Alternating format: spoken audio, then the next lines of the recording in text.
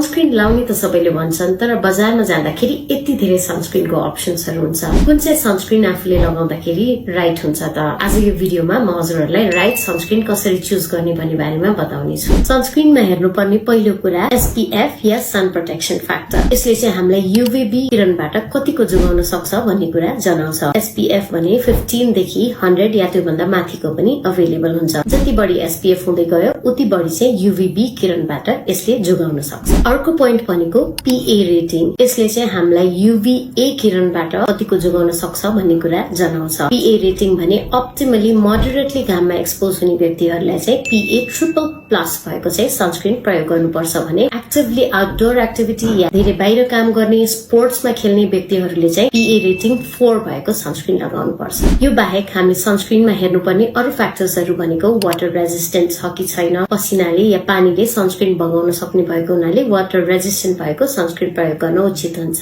र अर्को कुरा भनेको सनस्क्रिनको राइट फर्मुलेसन हाम्रो स्किनमा पर्नुपर्छ। यदि हजुरहरू सेन्सिटिभ हुनुहुन्छ भने केमिकल सनस्क्रिनको प्रयोग गर्नुभन्दा फिजिकल सनस्क्रिन प्रयोग गर्नु उचित हुन्छ। यदि हजुरहरूको स्किनमा धेरै डन्डीफोरहरू आउँछ भने फिजिकल सनस्क्रिन सुट नगर्न पनि सक्छ। कसैले भने हाइब्रिड या दुवै थरी सनस्क्रिन मिसिएको पनि लगाउनु पर्ने हुन सक्छ।